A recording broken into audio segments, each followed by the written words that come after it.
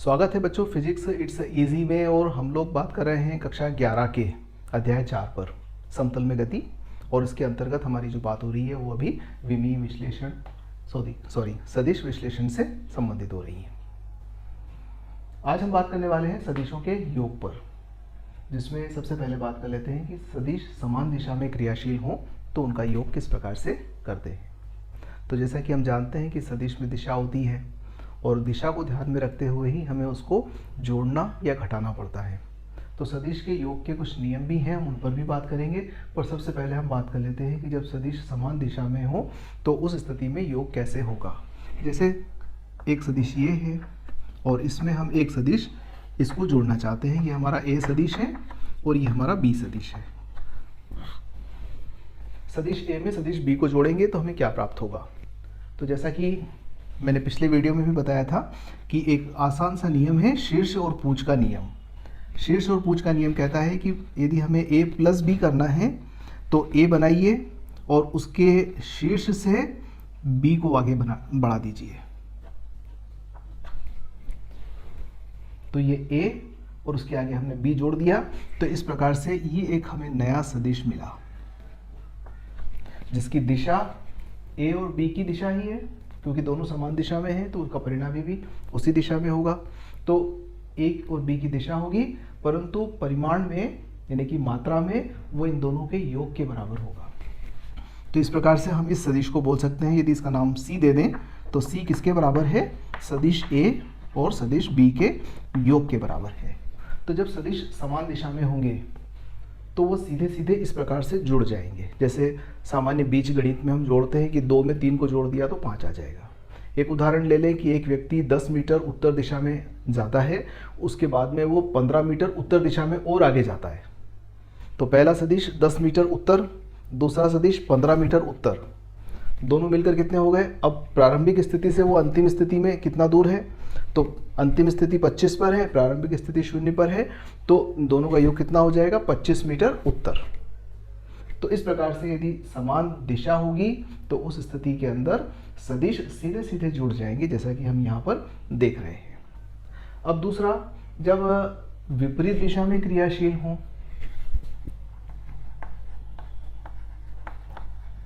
सदिश विपरीत दिशा में क्रियाशील हो तो उस स्थिति में क्या होगा। अब मान लीजिए कि ये हमारा सदिश A है और इसमें हमने एक सदिश को जोड़ना है B सदिश को, जो कि विपरीत दिशा में क्रियाशील है। यानी कि यदि ये धनात्मक x अक्ष की दिशा में है तो ये ऋणात्मक x अक्ष की दिशा में है। अब इसमें हमें इसको जोड़ना है। नियम तो वही रहेगा, शीर्ष और पूंछ का नियम। तो शीर्ष और पूंछ का नियम कहता है कि आप सबसे पहले a को बनाइए। ये हमने a को बना लिया। इसके बाद में a के शीर्ष से b को शुरू करते हुए आगे जाइए। अब यहाँ से हम शुरू करके और वापस से b को बनाया हमने, ये b को बनाया और ये b की जितनी लंबाई है उतना हम वापस बैक चले गए। ध्यान दीजिएगा कि हम a को पूरा बनाते हुए आए थे यहाँ से यहाँ तक, और उसके बाद में हमने यहाँ से b को तैयार किया। ये a था हमारा और ये b है, तो ये b यहाँ आ गया। अब ये जो बच रहा है ये किसको व्यक्त करेगा, ये इन दोनों के परिणामी को व्यक्त करेगा। यानी कि a सदिश हमारा ये था, b सदिश ये है, तो इन दोनों का परिणामी जो होगा सदिश वो c सदिश होगा और ये c सदिश इसके बराबर होगा मात्रा में। तो c सदिश कहलाएगा a प्लस b। अब आप सोच सकते हैं कि परिणामी जो है वो सदिश a से छोटा है ना। छोटा क्यों, क्योंकि b सदिश विपरीत दिशा में होने से उसको कम कर देगा।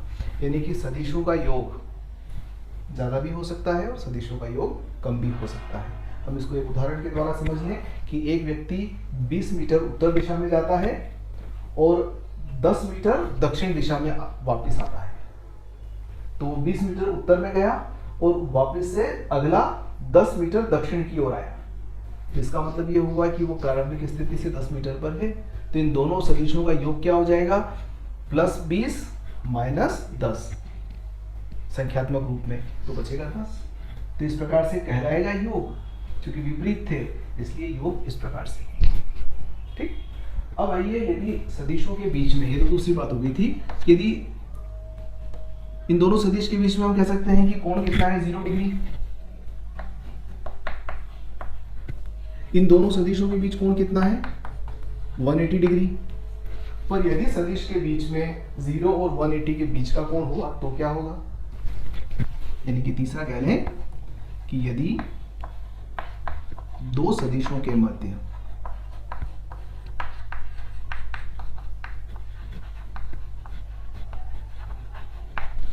थीटा कोण हो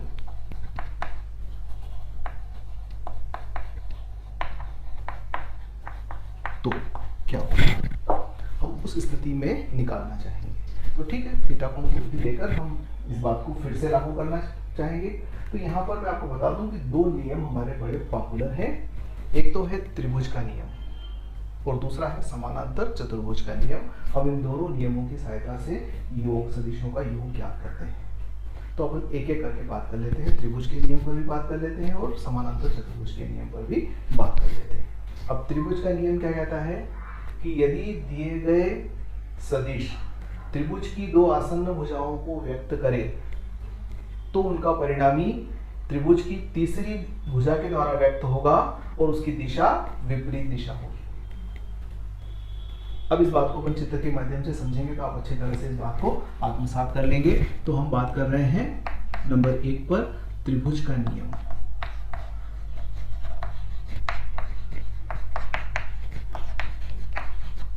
त्रिभुज का नियम कहता है, जैसे उदाहरण के लिए मान लें कि हमारा एक सदिश A ये है और दूसरा सदिश इसमें जो हमें जोड़ना है वो ये है B। तो इन दोनों सदिशों को यदि हमें जोड़ना हो तो अब देखिए इन दोनों के बीच में ना तो 0 डिग्री का कोण नजर आ रहा है, ना 180 का नजर आ रहा है। तो इन दोनों को जोड़ने के लिए क्या करेंगे कि ये कह रहा है कि त्रिभुज बनाएंगे। त्रिभुज कैसे बनाएंगे, तो त्रिभुज बनाने का हमारा वही नियम, शीर्ष और पाद का नियम। तो हमने A बना लिया, उसके आगे फिर यहां से हम आगे बढ़ते हुए B बनाएंगे, तो ये B बन गया। अब त्रिभुज का नियम कहता है कि हमें एक त्रिभुज बनाना है और त्रिभुज इस प्रकार से बनाना है कि ये तो दो आसन्न भुजाएं होंगी जो उस वेक्टर को व्यक्त कर रही है, उस सदिश को व्यक्त कर रही हैं। तो जो तीसरी भुजा होगी, ये वाली जो भुजा है तीसरी वाली, ध्यान दीजिएगा, है ना, ये इन दोनों के परिणामी को व्यक्त करेगी। यानी कि C जो है ये क्या व्यक्त करेगा, A + B को व्यक्त करेगा। पर C की दिशा जो होगी ये उल्टी दिशा होगी। यहाँ देखिएगा ये जो दिशा दिख रही है आपको, अगर यूं सोचे हम तो ये किस दिशा में है, क्लॉकवाइज दिशा में है और इसकी दिशा क्या है, एंटी क्लॉक है ना। तो यह विपरीत दिशा में, अगर हम इसको आगे बढ़ा लेते तो ये पूरा एक क्लोज हो जाता है ना। तो इसको इस दिशा में नहीं बढ़ाना है बल्कि विपरीत दिशा में बताना है। तो ये त्रिभुज का नियम कहलाता है कि त्रिभुज की तीसरी भुजा उन दोनों सदिशों के योग को व्यक्त करेगी और दिशा क्या होगी, विपरीत दिशा होगी। यानी कि भाई पहले के पूंछ से दूसरे के शीर्ष तक को हमें मिलाना है। ठीक, तो यह त्रिभुज का नियम कहलाता है और इस नियम की सहायता से योग कर सकते हैं ग्राफीय विधि से। अब बात कर लेते हैं समानांतर चतुर्भुज का नियम।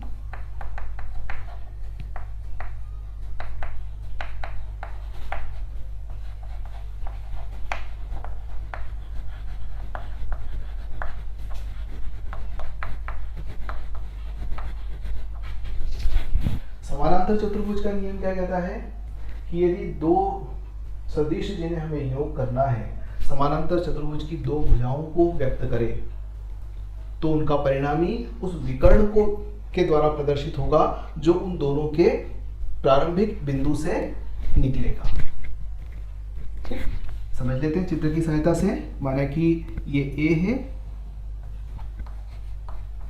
और इसमें हमें जोड़ना है B को, ये B को हम जोड़ेंगे तो इन दोनों का जो परिणामी होगा वो क्या होगा, देखो तो इन दोनों का परिणामी इस तरह से बनेगा। पहले तो हमें समानांतर चतुर्भुज बनाना है, तो समानांतर चतुर्भुज बनाने के लिए हमने A को बनाया, ये A, दूसरा यहीं से ध्यान दीजिएगा, इस पूंछ से हमको बी को बनाना है। अभी तक हम क्या कर रहे थे कि यहाँ से इसके शीर्ष से बी को बना रहे थे।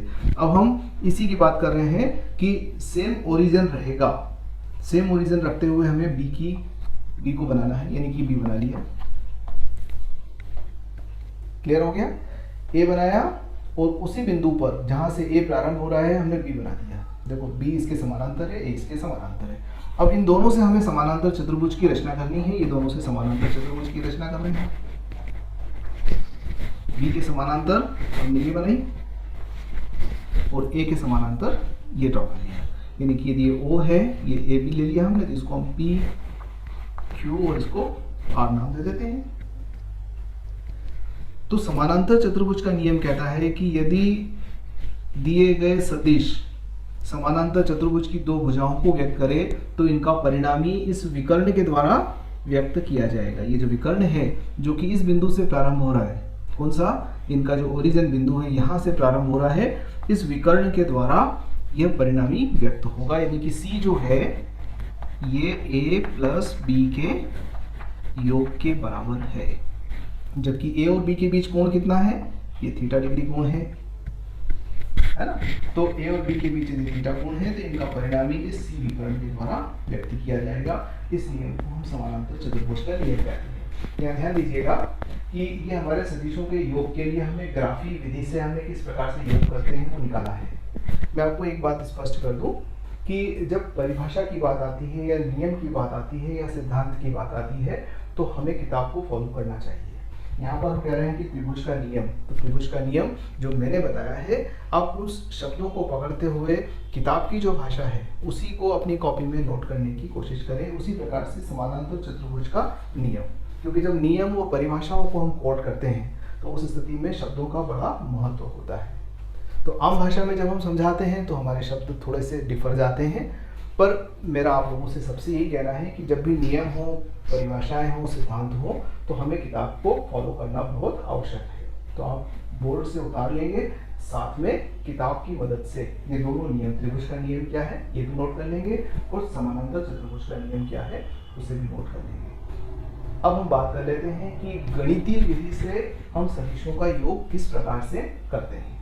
तो आइए अपन बात कर लेते हैं अब सदिशों के योग की गणितीय विधि।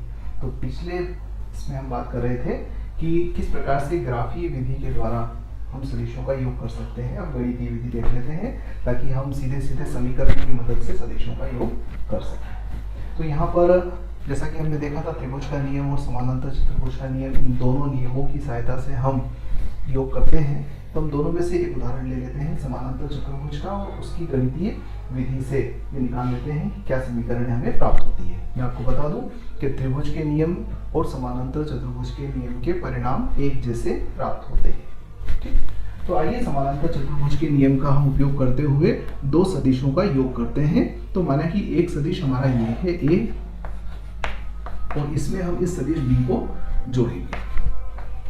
ये हमारा सदिश बी।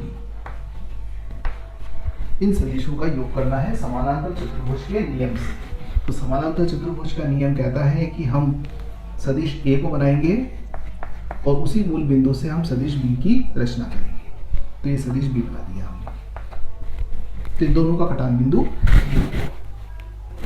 तो ये समानांतर चतुर्भुज की दो संलग्न भुजाएं हो गई। तो यदि दो सदिश जिनका हमें योग करना है ये समानांतर चतुर्भुज की दो संलग्न भुजाओं के द्वारा व्यक्त हो।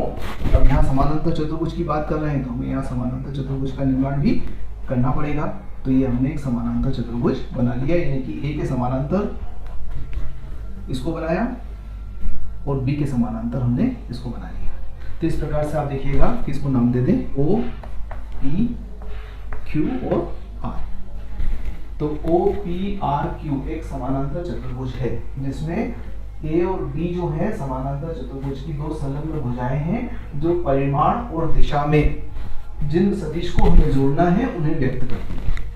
हमें ए और बी को जोड़ना है तो दिशाएं भी वही है। ए की दिशा जो है वो ये दिशा है, बी की दिशा है वो ये दिशा है। ए की मात्रा और इसकी मात्रा भी बराबर है, इनकी लेंथ इनकी बराबर लिया है हमने। तो इनका परिणामी जो होगा वो उस विकर्ण से व्यक्त होगा जो कि इनके कटान बिंदु से उत्पन्न होता है। ये इनका कटान बिंदु है। तो ये परिणामी C A प्लस बी वो यहाँ से उत्पन्न होने वाले विकिरण के कर्ण के द्वारा या विकर्ण के द्वारा व्यक्त होगा, यानी कि जो C है ये A और B को व्यक्त करेगा।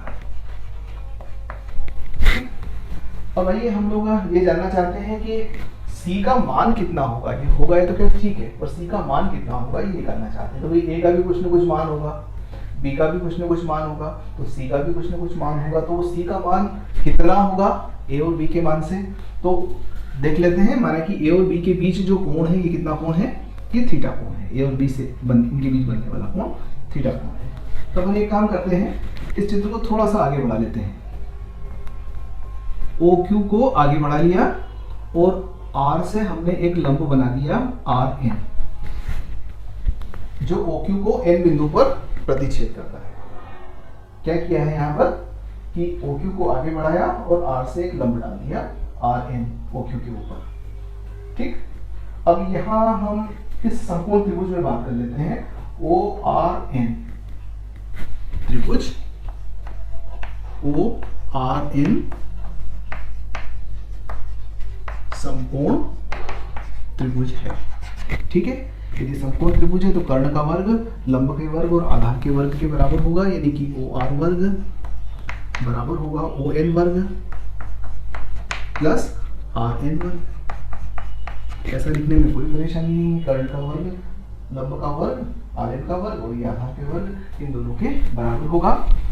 या फिर हम इसको ऐसा भी लिख सकते हैं OR वर्ग बराबर ON को क्या लिख सकते हो आप, OQ प्लस QN का वर्ग प्लस RN का वर्ग।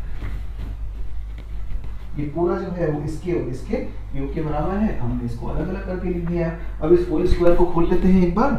तो OR वर्ग बराबर OQ वर्ग प्लस QN वर्ग प्लस 2 OQ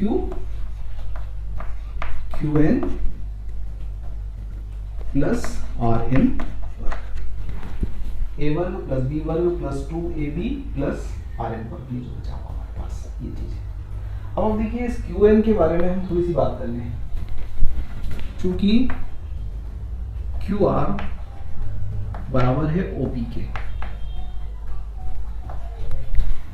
QR OP के बराबर है ना। तो चूंकि ये B है तो इसको भी हम B मान सकते हैं। B सदिश, क्योंकि मात्रा और दिशा दोनों एक जैसी है, तो ये B है तो ये भी B माना जा सकता है। और ये वाला कोण थीटा है तो ये वाला कोण भी थीटा हो जाएगा, तो ये कोण भी थीटा हो गया। तो इस QN को क्या लिख सकते हैं हम, अगर cos थीटा में देखें तो cos थीटा बराबर होता है आधार बटे कर्ण। तो आधार बराबर क्या हो जाएगा, कर्ण गुणित cos थीटा।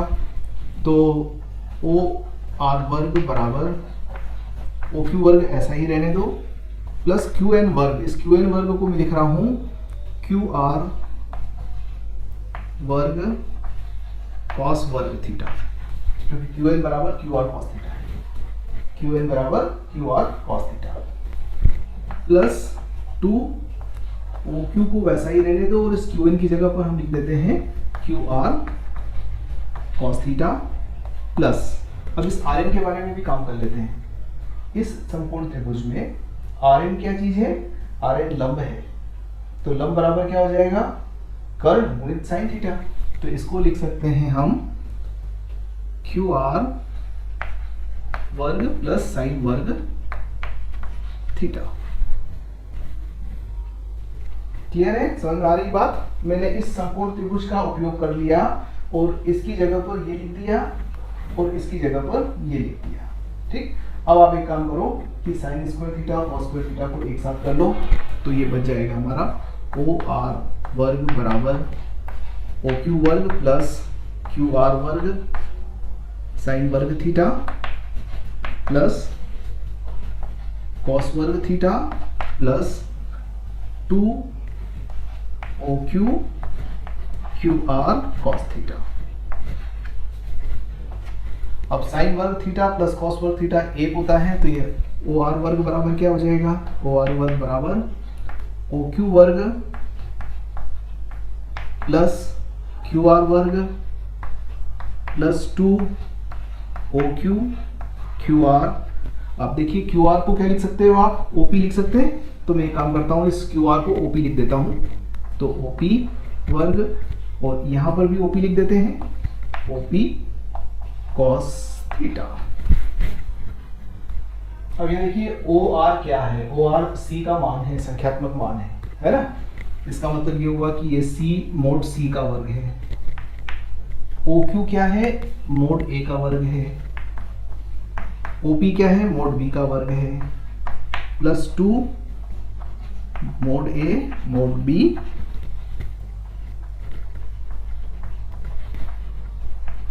Cos theta.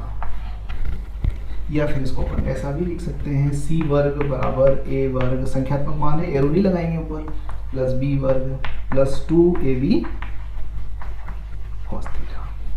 तो ये सी का संख्यात्मक मान हुआ। यानी कि जब ए और बी दो सदिश को जोड़ा जाएगा तो सी इस समीकरण के द्वारा हम निकाल लेंगे। थीटा ए और बी के बीच का कोण है, ए और बी इनके परिमाण है, ये आ गए। अब आप देखिए कि हम ये जानना चाहते हैं कि इसकी सी की दिशा क्या होगी। तो माने कि ये ए से अल्फा कोण बनाता है, कितना कोण बनाता है, अल्फा कोण बनाता है। तो हम एक काम करते हैं, त्रिभुज ओ एन आर में, इस ओ एन आर में देखिए साइन अल्फा क्या लिख सकते हो आप, साइन अल्फा बराबर, ध्यान दीजिएगा ये कोण के सामने वाली भुजा लंब है, यानी कि एन आर बटे कर्ण यानी कि ओ आर,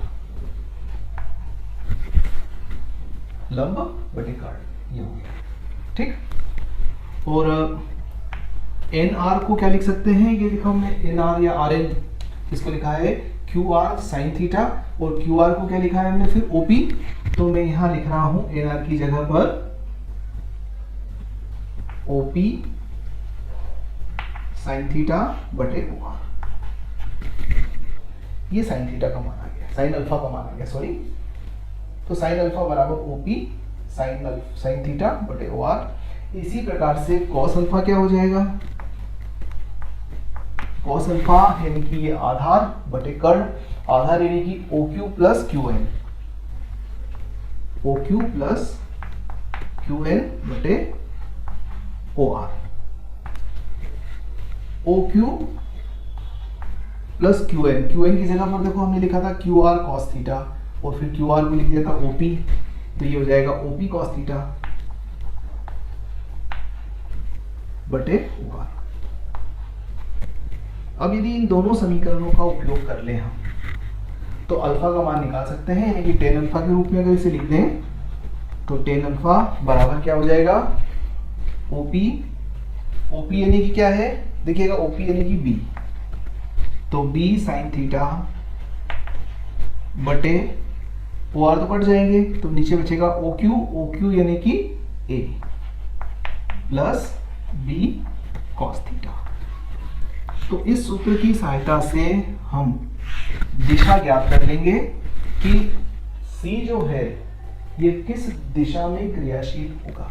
तो C की दिशा टेन अल्फा, यानी कि अल्फा बराबर टेन इनवर्स आ जाएगा इधर, है ना। तो दिशा भी मालूम हो गई, मात्रा भी मालूम हो गई। तो इस प्रकार से हम इस वेक्टर के बारे में सारी जानकारी बता सकते हैं। तो गणितीय विधि से सदिशों का योग इस प्रकार से किया जाता है। धन्यवाद।